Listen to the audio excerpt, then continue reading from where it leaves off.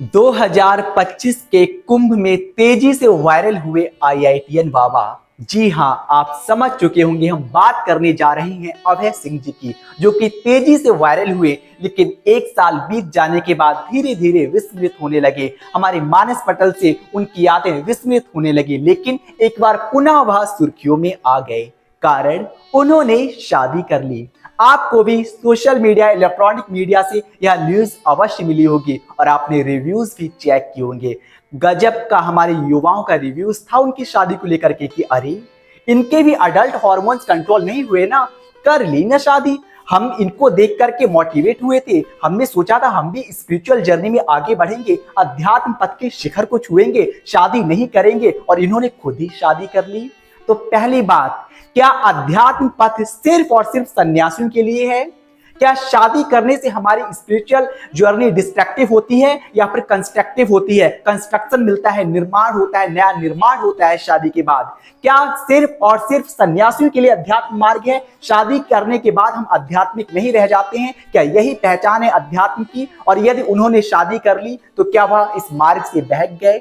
अध्यात्म पथ पर चलना क्या सिर्फ और सिर्फ उनका पाखंड था और आज वह भी खुद को कंट्रोल नहीं कर पाए, खुद की इंद्रियों को, खुद के हार्मोन को कंट्रोल नहीं कर पाए और उन्होंने सिर्फ और सिर्फ फिजिकली अटैचमेंट्स के लिए शादी की है? इन सभी गुत्थियों को हम इस वीडियो में जानेंगे। ध्यान दीजिएगा, ये वीडियो सिर्फ और सिर्फ अभय सिंह जी की कहानी नहीं बल्कि हर युवा की कहानी बनने वाली है। हमारे लिए, ना केवल युवाओं के लिए बल्कि हर किसी के लिए बहुत ही प्रेरणादायक यह वीडियो बनने वाली है। यूजफुल, लाभप्रद, हर तरह से हमारे काम आने वाली है। इसलिए बिना स्किप किए पूरी तल्लीनता से ये वीडियो देखिएगा। रिजल्ट में हम जान पाएंगे आखिर क्या है स्पिरिचुअल पथ। क्या शादी करने के बाद हमारा अध्यात्म पथ क्षीण हो जाता है या उन्नति की ओर प्राप्त करता है? अध्यात्म क्या होता है और प्रेम और वासना में क्या अंतर है? आइए वीडियो को शुरू करते हैं।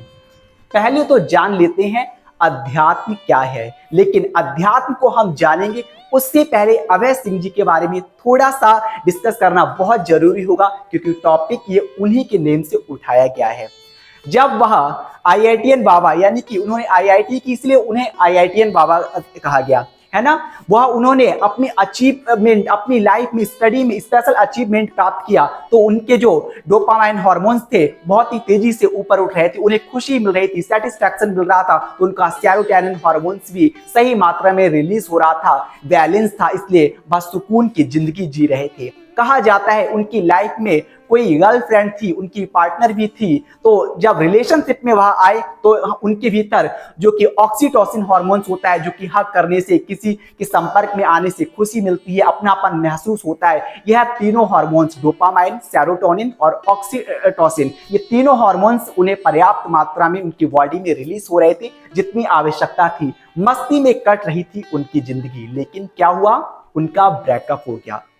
अब जहां वह खुद को पूरी तरह से सेटिस्फाइड कर रहे थे, उन्हें सक्सेस मिल रही थी, स्पेशल अचीवमेंट भी था, रिलेशनशिप में भी थे, वहां अब ब्रेकअप, यानी कि उनके डोपामाइन गिरने लगे, वह अवसाद में जाने लगे। उन्हें लगा मानो सब कुछ खत्म हो गया, क्योंकि होता है ना हमारे साथ भी, हमने देखा होगा, जिससे हम बहुत ज्यादा प्यार करते हैं संसार में, जब वो दूर होता है तो लगता है सब कुछ खत्म हो गया, लाइफ ही खत्म हो गई। यही अभय सिंह जी के साथ भी हुआ।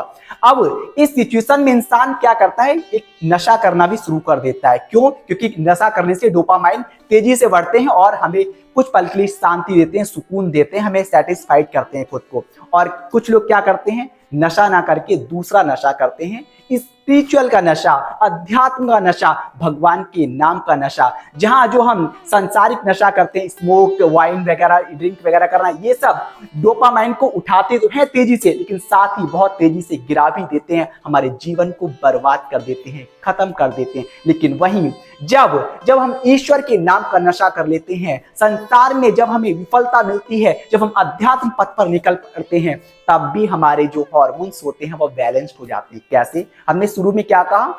जो ऑक्सीटोसिन हार्मोन्स होता है वो रिलेशनशिप में आने से हमें सुकून देता है, हमें लगता है कोई हमारा साथ है, हमारा अपना है, हमें गले लगाता है तो हमें शांति, सुख का, आनंद की अनुभूति होती है। ठीक उसी तरह से जब हम अध्यात्म पथ पर ईश्वर को अपना बनाते हैं तो हमें लगता है अब हम अकेले नहीं हैं, हमारी इस यात्रा में, जीवन युद्ध में हमारे साथ हमारा परम प्रीतम, हमारा ईश्वर हमारे साथ है और हमें सुख की अनुभूति होती है और हमारे ऑक्सीटोसिन हार्मोन्स बैलेंस्ड हो जाते हैं और साथ ही डोपामाइन, सेरोटोनिन सही मात्रा में रिलीज होने लगते हैं क्योंकि हम चैंटिंग करते हैं, मेडिटेशन करते हैं और हमारे हार्मोन्स जो होते हैं, brain hormones, mental hormones balanced हो जाते हैं और हम फिर सुख की जिंदगी जीने लगते हैं। यही हुआ अभय सिंह जी के साथ। पहले भी उनके हार्मोन्स बैलेंस थे, क्यों? क्योंकि उन्होंने लाइफ में स्पेशल अचीवमेंट अचीव किया था, है ना, हायर क्वालिफिकेशन थी, इसलिए उनके फैंस भी थे और मतलब उन्हें अंदर से अच्छा लग रहा था और साथ ही रिलेशनशिप में आए तो उनका सेरोटोनिन, वो ऑक्सीटोसिन जो था वह भी बैलेंस था और सेरोटोनिन खुशी का और डोपामाइन, मेलाटोनिन जो कि नींद को कंट्रोल करता है, सेरोटोनिन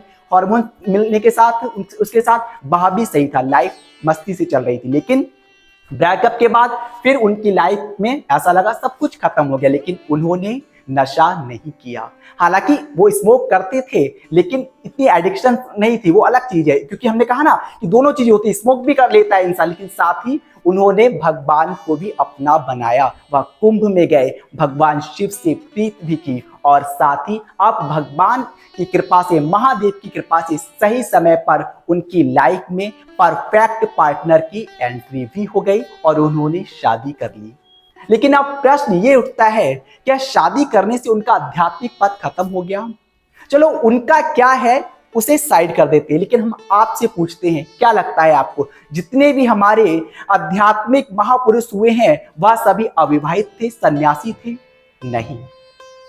अध्यात्म का सन्यास का कोई ये जरूरी नहीं कि सन्यासी व्यक्ति आध्यात्मिक पथ पे चल सकता है। कई ऐसे भी लोग हुए हैं जो गृहस्थ में रहते हुए भी अध्यात्म पथ की पराकाष्ठा को छू गए थे और इसका ज्वलंत उदाहरण है राजा जनक, जिन्हें विदेही भी कहा गया। क्यों? क्योंकि वह संसार में रहते हुए उस करतार से जुड़े रहते थे। उन्होंने न केवल अपने परिवार का बल्कि पूरी प्रजा का पालन पोषण किया था। जब वो राजा जनक संपूर्ण प्रजा का पालन करते हुए, राज्य का संचालन करते हुए अध्यात्म पथ के पथिक बन सकते हैं, तो क्या हम सिर्फ और सिर्फ अपनी लाइफ, अपने परिवार का 4-5 सदस्यों का पालन पोषण करते हुए स्पिरिचुअल जर्नी में आगे नहीं बढ़ सकते? बिल्कुल बढ़ सकते हैं। तो ये तो बिल्कुल बेत है कि अध्यात्म केवल सन्यासियों के लिए है। आइए अध्यात्म का मतलब भी समझ लेते हैं।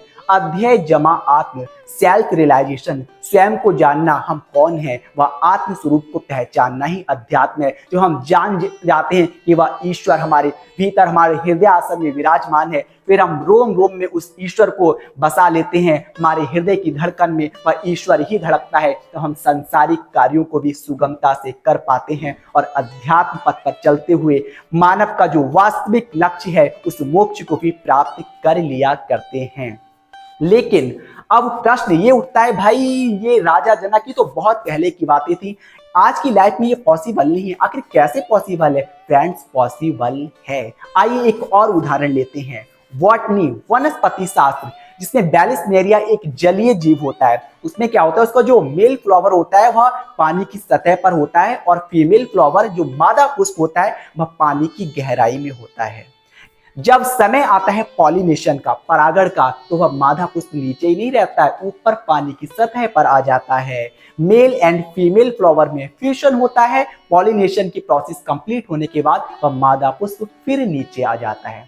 कहने का तात्पर्य, हमने भी अंतःकरण में जुड़े रहना है अपने उस परम लक्ष्य से, ईश्वर से, लेकिन साथ ही संसार को भी, अपने परिवार को भी नहीं छोड़ना है। अध्यात्म का मतलब संसार से कट कर लेना, पारिवारिक जिम्मेदारियों को छोड़ना नहीं होता, बल्कि हम अध्यात्म पथ पर चलते हुए अपनी पारिवारिक जिम्मेदारियों को बिना किसी तनाव के बहुत अच्छे से निभा पाते हैं। तो ये बात क्लियर हो गई कि सिर्फ और सिर्फ सन्यासियों के लिए अध्यात्म मार्ग नहीं है। और दूसरी चीज हम कहते हैं कि वह मोह माया में फंस के ऐसा कर लिया, वैसा कर लिया और भी ना जाने क्या क्या, कि एडल्ट हार्मोन्स कंट्रोल नहीं हुए। तो पहले तो हमें समझना होगा लस्ट और लव में अंतर होता है। प्रेम वासना नहीं बल्कि उपासना है, बल्कि यदि सच्चा समर्पण और पूर्ण निष्ठा हो तो प्रेम उपासना है, पूजनीय है, वंदनीय है। इसलिए प्रेम को वासना का नाम देना बिल्कुल भी गलत है। जब पाणी ग्रहण होता है, मेल फीमेल का फ्यूजन होता है, तभी तो ये जनरेशन आगे बढ़ती है, इस सृष्टि चलती है जो हमारे ईश्वर के द्वारा बनाई गई है। लेकिन ध्यान दीजिएगा, जब एडिक्शन हो जाती है, लिमिट क्रॉस हो जाती है, फिर यही क्या होता है, इसे लस्ट का नाम दे दिया जाता है। लेकिन प्रेम वासना नहीं है, प्रेम उपासना है। यदि अभय सिंह जी ने शादी कर ली तो इसका मतलब ये नहीं उनका आध्यात्मिक मार्ग खत्म हो गया, बल्कि वो हो सकता है उनके जीवन में प्रभु की कृपा से एक ऐसा पार्टनर आया हो जो उनका सहभागी बने इस पथ में, ना कि उन्हें इस पथ से दूर कर दे। इसलिए ये चीज बिल्कुल दिमाग से निकाल देनी चाहिए। पहला कि अध्यात्म मार्ग सिर्फ सन्यासियों का है, दूसरा कि प्रेम है यानी कि वो वासना रूप, यानी कि यदि किसी ने शादी कर ली तो वो वासनात्मक में खो गया ना। तो इसलिए ऐसा नहीं है कि हमें अध्यात्म पथ पर चलने के लिए संन्यास लेने की आवश्यकता है ना। हम गृहस्थ में रहते हुए अपनी पारिवारिक सांसारिक जिम्मेदारियों को निभाते हुए अध्यात्म पथ के पथिक बन सकते हैं, और सकते नहीं, बनना चाहिए। डेफिनेटली हमें स्पिरिचुअल जर्नी में आगे बढ़ना चाहिए, क्योंकि हम अच्छे से जानते हैं हमारा यह जीवन है, मानव जीवन, इसका एक ही उद्देश्य है, उस ईश्वर को प्राप्त करना, ईश्वर की भक्ति करना। लेकिन इसका मतलब ये नहीं कि हम अपनी रिस्पॉन्सिबिलिटी को छोड़ दें और निकल जाएं संन्यास में या वानप्रस्थ की ओर, ये भागना होगा। बल्कि हम अपने जो, क्योंकि हमारे शास्त्रों में, पुराणों में लिखा है कि जो हमारी भूमिका बनाई है ईश्वर ने, उसे निभाते हुए अध्यात्म पथ पर चलना। यदि हम गृहस्थ आश्रम में हैं तो हमें अपनी गृहस्थी को निभाते हुए भी भक्ति करनी है, लेकिन भक्ति करनी है ना, हमें संसार को छोड़ना है, ना उस करतार को भूलना है। क्योंकि करतार को भूल गए तो सांसारिक जिम्मेदारियां हम कितने भी डेडिकेटेड रहे अपनी फैमिली रिस्पॉन्सिबिलिटी के लिए, उन्हें अच्छे से नहीं निभा पाएंगे। लेकिन जब भीतर से ईश्वर से जुड़े रहेंगे तो सांसारिक कार्य भी उनकी कृपा से सुगमता से पूर्ण हो जाएंगे, कोई भी तनाव हमारे जीवन में नहीं होगा। तो जब भी बात आती है अध्यात्म पथ की, तो ये मत सोचिएगा कि संसार को छोड़ना है, विवाह नहीं करना है, सिंगल रहना है ना, सब कुछ करना है। क्योंकि हमारे प्रभु ने जो हमें यदि भोग ऐश्वर्य दिया है उसका भी भोग करना है। क्योंकि त्याग का मतलब ये नहीं होता है कि हमने सब कुछ छोड़ दिया, हमारे सामने रखा, हम कुछ नहीं खा रहे हैं ना। जो दिया है ईश्वर ने उस ऐश्वर्य को भोगो, लेकिन ध्यान रहे जो ईश्वर ने आपको दिया है आपकी मेहनत से, आपको उपहार स्वरूप, उसी को भोगो, किसी और की धन पर नजर ना लगाओ। दूसरी चीज, हमें आसक्त नहीं होना। आसक्त मतलब यदि जब तक हमें मिल रहा है तब तक ठीक है, कल को यदि ना मिले तो फिर हमें ये नहीं सोचना अरे ये क्या हो गया, आप कैसे होगा ना, तब भी मस्त रहना है। लेकिन त्याग का असली मतलब यही रहता है चीजें होते हुए भी उनका भोग करते हुए उनमें आसक्त ना होना। त्याग का मतलब ये नहीं हमने घर छोड़ दिया, हमने पैदल चलना शुरू कर दिया, है ना, वरना तो बहुत ही फिर नीरस लगेगा जीवन, तो हम सब कुछ छोड़ देंगे। लेकिन अध्यात्म का रस तो अमृत तुल्य है, सबसे जो महान रस है वह है अध्यात्म रस का। तो फिर अध्यात्म का पथिक नीरस जीवन कैसे जी सकता है, वह तो आनंद में रहता है, उस ईश्वर के आनंद का रस पीता है। तो अध्यात्म पथ नीरस नहीं है। आप सब कुछ कीजिएगा, हायर क्वालिफिकेशन अचीव कीजिएगा, जॉब कीजिएगा, जो भी आप करना चाहते हैं उस ड्रीम्स को पूरा कीजिएगा, लेकिन साथ ही स्पिरिचुअल पथ के पथिक भी बनिएगा। यहाँ पर इसका मतलब ये नहीं है कि हम मंदिर में बैठे रहे, वो करते रहे, अंदर ही अंदर अपने प्रभु से जुड़े रहना चाहिए। और इसके लिए आपको एक मार्गदर्शक की आवश्यकता है।